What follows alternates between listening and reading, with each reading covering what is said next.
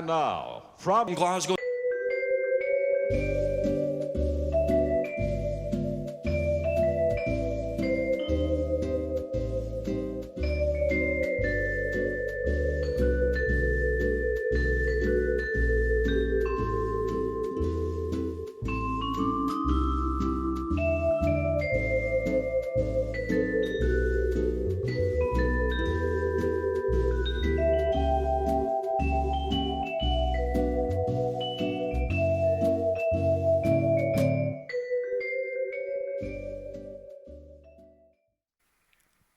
So, hi guys, it is time for my diary. So, this is the second week that I'm starting my diary. Um, there's been quite a good response to it, and I'm really, really happy. But the main thing is really, and this was unexpected, um, it gives me a chance to vent, and that is actually doing quite a lot for my mental health. So I think I'm at the point now where, like, if everybody hit the dislike button or nobody watched it or whatever, it doesn't matter because I'm doing this for me, and I'm getting a lot out of it. But anyway, so I've just completed Monday, which is the first day of my second week. As you know, I had a lot of issues with learning the routes, the way that they were taught. Um, what I've done today is I've gone in with the approach that let's just pretend I know nothing. I don't know the routes at all. I've getting my route learning notes that they've given me. I've just chucked them in the bag and I've just written down my notes on a piece of paper. Got myself a little pad. This is actually my football manager team, but you get the gist. It's a pad. I take my pad in and I write down my notes, and I have learnt 3 routes today. But I'm going to pause there. I need to say a big, big hello to Ian. Ian, I forgot his name. I'm so sorry. Ian and James. So Ian and James, aka Cleggy, he's a new subscriber to the channel. He was in my training group last week. Subscribed to my channel and for some reason seems to like it. So thank you very much. He sent me a message saying, can I give him a shout out? So here's a shout out. Another shout out I'd like to do is to the wonderful. Notice he's been promoted to 3 wonderfuls. He was formerly known as the wonderful Peter Webster. Peter Webster has become the very first person to do a super thanks on my channel, which I thank you for. I'll be honest with you, I'm not encouraging people to do the super thanks. What I'm encouraging people to do is to watch the videos and not unsubscribe just yet. Please just wait till I get to 1,000 subs. Once I get to 1,000 subs and 4,000 watch hours, then I can go monetized on the adverts. All you then have to do is watch the adverts. Obviously, any super thanks or memberships or anything like that are gratefully received. I'm not going to push them. I know. Excuse me, I'm so sorry. YouTube pushes you into doing this, that, and the other, and encourages you how to do it. Listen, there's very few channels out there that I would join membership and super thanks. If I have the money, I would, but I don't often have the money. So I'd be a hypocrite to ask you to. But one thing I would offer all channels, and I ask for in support back, is just watch my channel if it interests you. Anyway, let's get back to today. So yes, I've had a really good day. We've got something like 7 or 8 routes to learn now, rather than the 22. We've got 5 days left to do it in. So that's quite simply 1 or 2 routes a day. Call it 2 and we'll be able to go back over other routes. One of the routes that we are doing tomorrow, well, which we did today, it kind of goes with another route. So by knowing this particular route, I automatically know half of this other route because it's the same, which we're doing tomorrow, which I know I'll knock that off. We're doing a lot of routes into Manchester. The buses tend to go the same way into Manchester.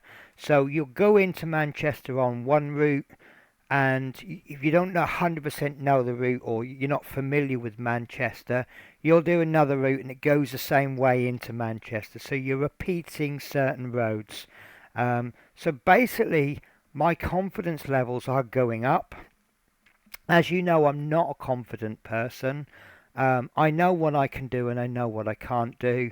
But normally it's the hobbies I struggle with. I know my limits and I'm always trying to gradually up those limits.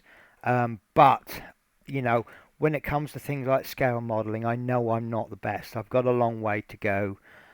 But bus driving, my career, how I earn my money, I take a lot of pride in my driving, and I know I'm good at it. And it's something that I won't let people take away from me. I know I'm a good bus driver. When we did some driving on Friday, um, I did a nice good drive, and I remember the training instructor saying, "Oh, you're sending everyone to sleep here." You know, that if I wasn't a good driver, I wouldn't get comments like that.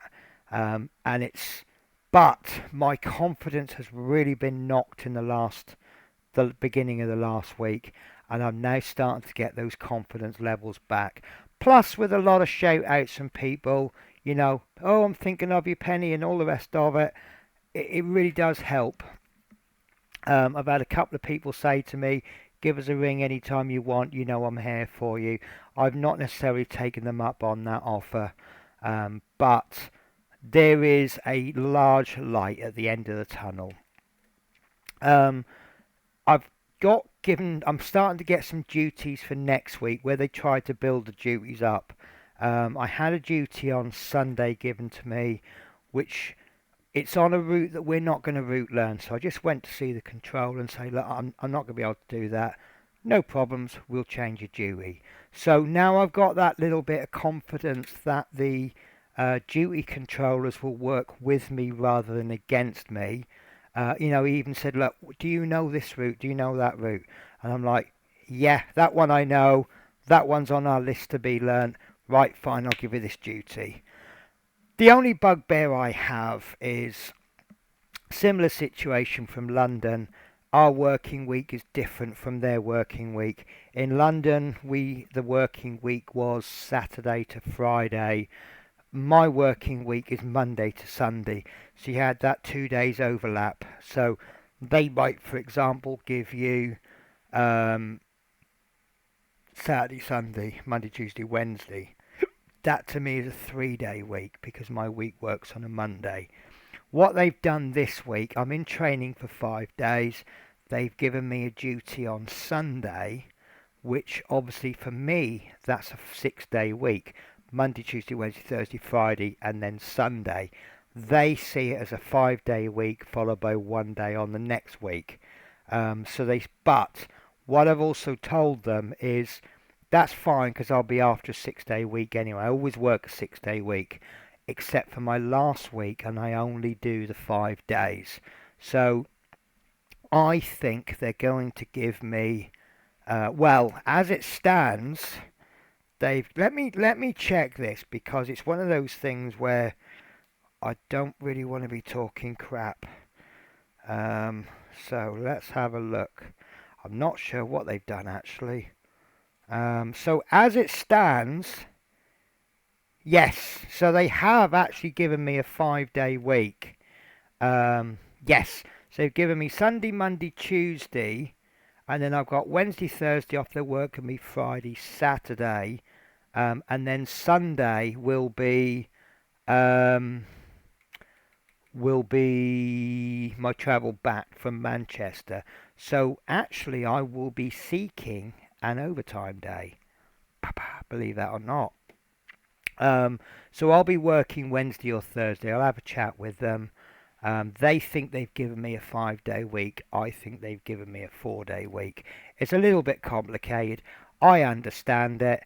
I'm usually find myself asking for more shifts rather than less shifts. So it generally works out. In my mind, I can control things.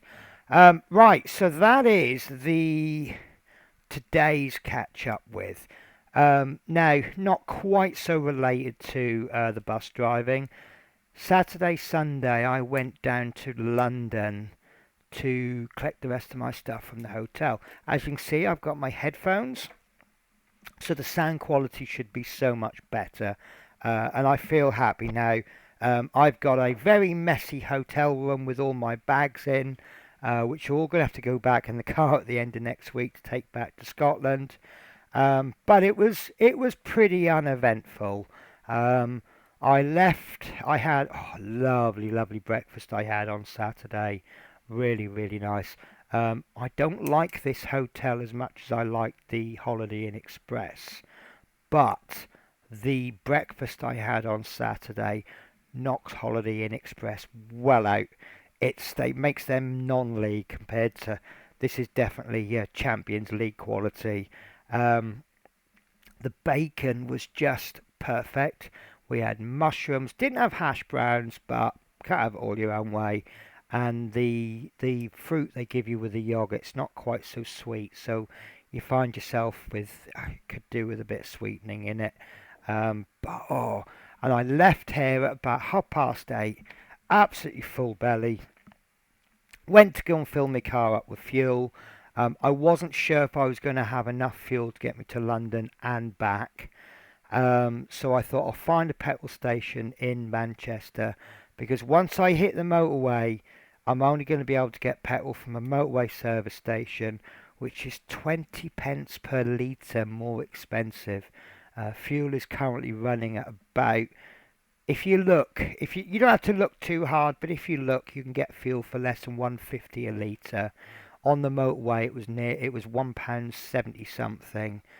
In London, it would have been around about 160, but I didn't even look. So I thought I'll fill up with fuel because I'll use it eventually anyway. So I'm just moving to one side because I've got an itchy leg. Um, so I found this petrol station, and well, first of all, I went to Asda. And I don't like Asda because they do this take £100 off you and then give you back any change or something like that. It was an unmanned one. I'd rather go to a manned one. So I went to a different petrol station. How about this for slightly bad luck? If you put 30 litres of fuel in your car, you get a free cup of coffee. Just cost a coffee out of a machine. But normally when I do a journey, I fill up with fuel and then I grab a coffee. Lovely. So I put fuel in the car, 25 litres. So I'll see how much. So I'm really, really filling the tank up. I got it to 28 litres, and I thought, sod it, for the sake of two litres. I had to pay for me coffee, didn't I? Um, just about to set off, realised I hadn't got my sunglasses. And I thought, I'm not going all the way down on a sunny day with no sunglasses. So back to the hotel. Finally got going round about 9 o'clock. Got to the hotel about 2:30. That makes it about a 5.5 hour journey. It should have been just over 4 hours. The reason it takes me so long is when I drive, I just drive nice and gentle. I had it on cruise control most of the time, doing about 50 to 55, 60 miles an hour. I did make a stop on the way. I did a wrong turning coming off one of the motorways, so I did a lot bit through the streets. But, just before 3 o'clock getting there, not a problem. First thing they said to me when we got to the hotel, oh, by the way, we've got 50 Germans in. They've all come over from Germany to watch the Champions League final. And they said if they win tonight, it's going to be very, very noisy. So perhaps I was a little bit lucky that they lost. But to be honest with you, I spoke to a few of them. You know me, I'll talk to anyone. I was talking to a few of them. Now, I'm your classic neutral. I do like me football. But the bottom line is, the Champions League final was just simply a Spanish team playing a German team. I had no affiliation with either club. And but the Germans, they were a nice bunch of people actually. They were all right, and obviously some were a bit unhappy on the Sunday morning that they'd lost. But I think they lost. I think the favourites on the day won. So that's what it was. So did quite a bit of Championship Football Manager on my laptop. Always take my laptop with me so I can play Football Manager. I love me Football Manager. And then had breakfast on Sunday. Must have been about 7:30, 7 o'clock, and I was away by 8 o'clock. Got back to the hotel. I want to say 12, but I don't think it was 12. Maybe I left at 7. I think I was back just after 12, but I did have a few problems on the way. I don't think I left at 8. I must have been back. I think it took about 5 hours. It was just after 1 o'clock. Um, so my car is doing this thing where it goes into limp mode. It used to do it every occasionally. I don't know what the issue is. Um, with a Peugeot, what will happen is it will just not be able to go over 3,000 RPM, and it gives very sluggish acceleration. And the way to sort of temporarily fix it is to turn your engine off and then turn it back on again. Not an option when you're going down the motorway, but um, not long got out of London and it did it. And I pulled into services, turned the engine off, back on again. Did about 10 miles, did it again. Pulled into the next services, which were about 10 miles away.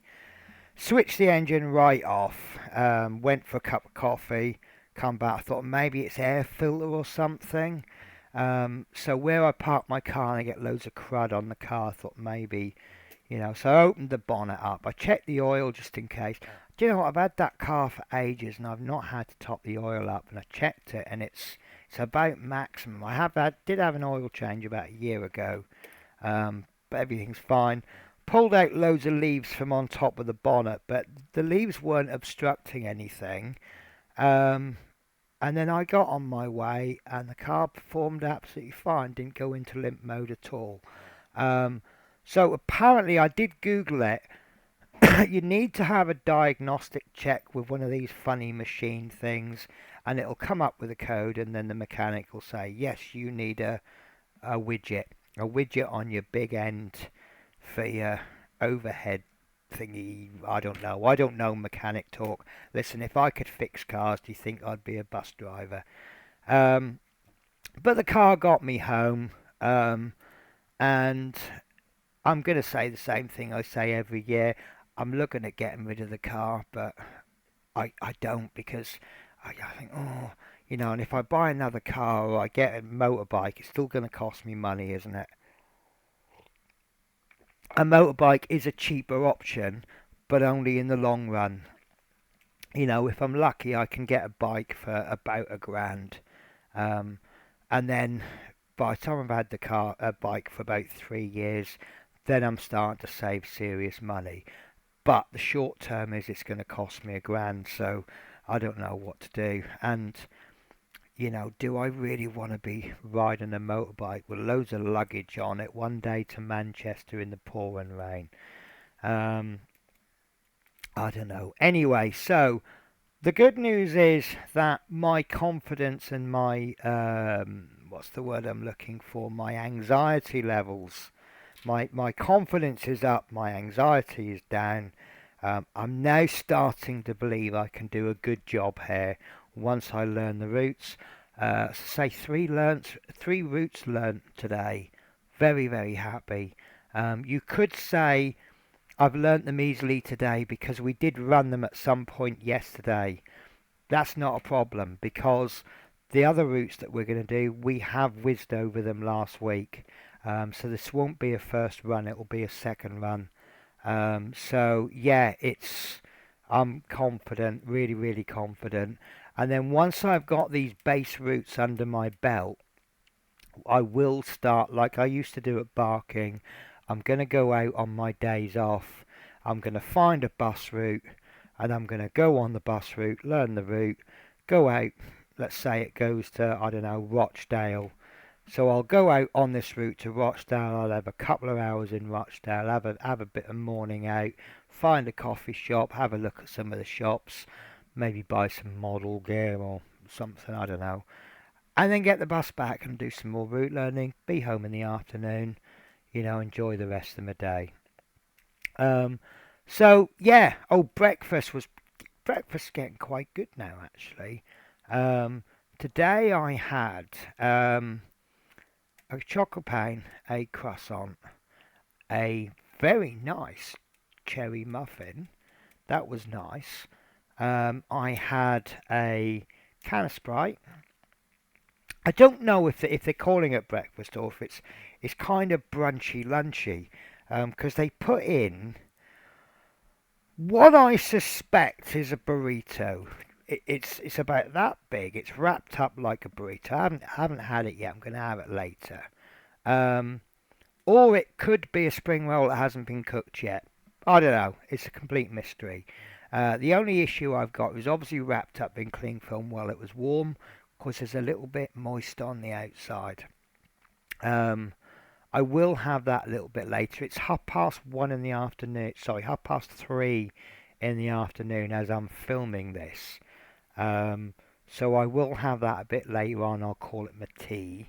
So I'll update you on the diary as to what it is, or it could be something absolutely awful and I just take one bite and just chuck it in the bin.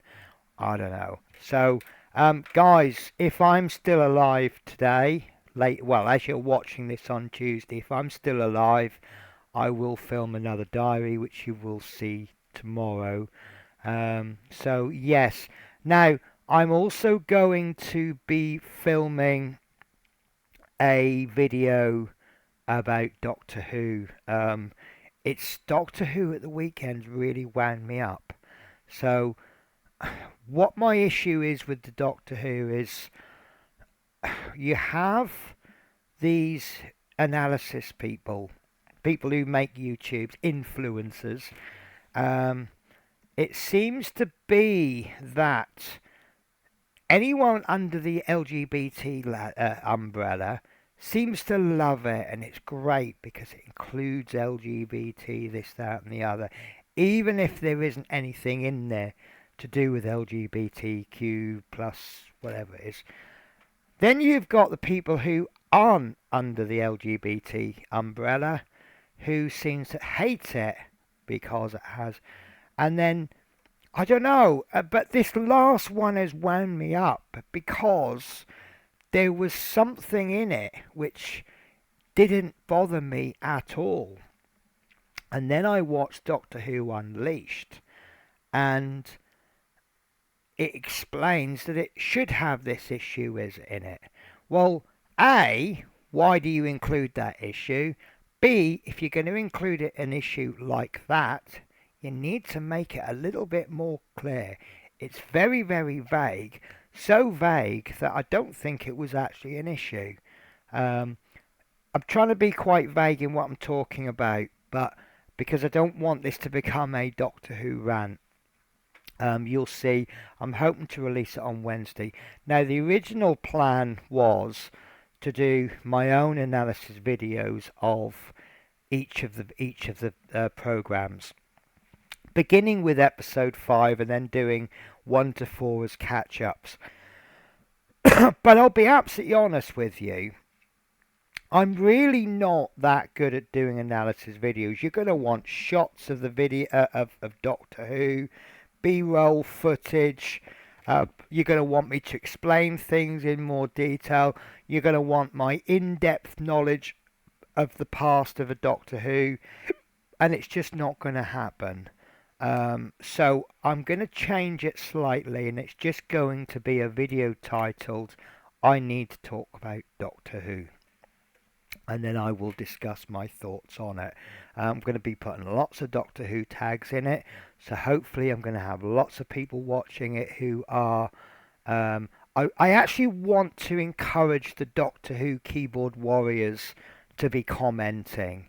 I'm not saying I'm looking for an angry debate, but I want to encourage people to speak their mind. If they want to be homophobic on it, or racist, or anti-racist, or anti-homophobic, I want all of those people on. I really want something. Let's bite our teeth into this, because I think I think I can offer an angle that some other people haven't. Um, just looking, because this is the thing. What I've always found with with things that change, it's like years ago when they brought the anti-smoking rules in. You can't smoke in pubs. What you actually found was the people making who were pushing for the rules weren't the ones who were affected by it. So it wasn't the non-smokers who were going, we need non-smoking pubs. Most of the non-smokers were like, I don't really give a shit. If there's too much smoke over here, I'll go over there. Um, then you've got all sorts, Oh, we shouldn't be doing. When this Black Lives Matter thing kicked off, you had all these white people going, oh, black this, black that. And then all the black people were like, I don't really care. I just want to get on with my day to day life. So I'm finding that the LGBT issues seem to be pushed on more by people who have fuck all to do with LGBT issues. Um, and it's like quite a few people I've spoken to, I don't really give a shit if it's included or not. I really don't. I really don't. There are programs that are very, very gay. It's gay issue, gay issue, gay issue. You have programs that have gay or LGBT issues included in them. Coronation Street, that kind of thing. EastEnders, they'll have a character who happens to be gay, or a character who happens to be black, or a young girl, or you know. But that's not the focus of the program. And then obviously you've got programs that have no diversity in them at all, for whatever legitimate reason. I would imagine a lot of the period dramas won't have so much diversity in them because there was no diversity. You couldn't have a black man playing the president of the United States during the war because it just wouldn't have happened. So I just want to sort of do an alternative angle. Anyway, guys, as usual, this video is dragging on.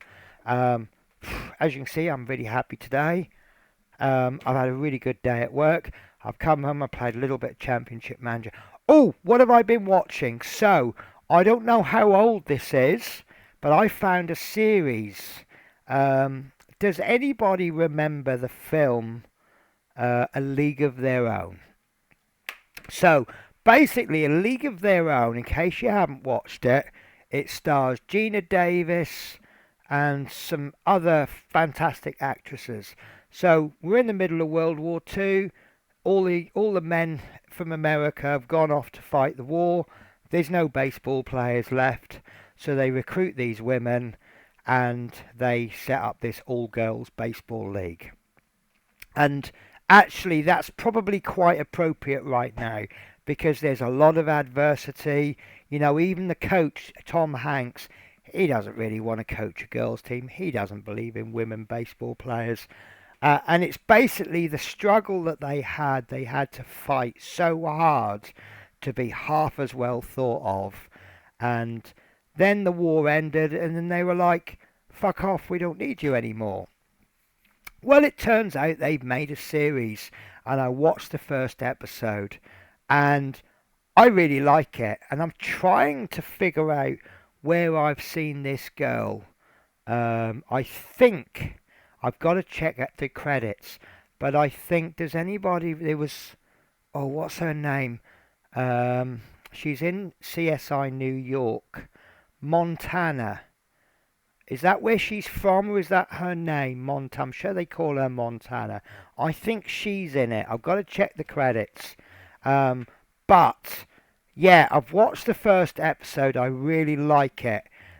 Now, they've come in, they've done the recruitment, and we're obviously focusing on the Rockford Peaches. And there was a black girl comes along for tryouts. They won't even let her try out because she's black.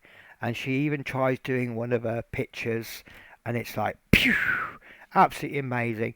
No, they won't even let her try out. Turns out the Rockford Peaches are based in her hometown, and they go drinking in the bar where this girl's friend's husband works. So they still featuring this black girl. So is she going to be accepted in the team? I don't know. I don't know. I've only watched one episode. But guys, if you do want me to talk more about, do you want me to do a little review of each one that I watch? But if you're able to, go and watch it. Obviously, if you've never seen A League of Their Own, I would definitely recommend watching. In fact, I might even watch it tonight, just to sort of get my knowledge up. But the series A League of Their Own, I think it's on Amazon Prime. Let me have a look, because it's so important that I tell you about this. I feel that by sharing this with you, I am doing you a service. So, A League of Their Own. Yes! So, it's on Amazon Prime. You can watch the program, the film. It is available to rent. But there's other ways you can watch it. It's got Tom Hanks, Gina Davis, Laurie Petty, Madonna's in it, Rosie O'Donnell, Megan Cavanagh, Tracy Rayner, Bitty Shram, and the director is Penny Marshall. League of Their Own, Series 1. It doesn't have a cast list. Why would it not have a cast list? More details. Directors. Abby Jacobson, Chante Adams, Darcy Carden. I can't pronounce some of these names. Gbemisola Ikamelo, maybe she's the black woman.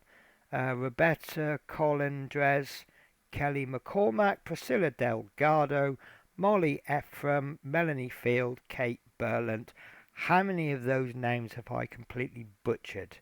It has got 4.8 stars out of 5, so everyone else watching it obviously enjoys it, and there are 8 episodes. So if you want me to tell you more about it as I watch them, I will more than happily do that. It's about 50 minutes an episode, and I really loved the first episode. Guys, I will leave it there. I will give you another diary update tomorrow. God knows what I'm going to talk about. But I'm just so happy. Take care, guys. Bye-bye.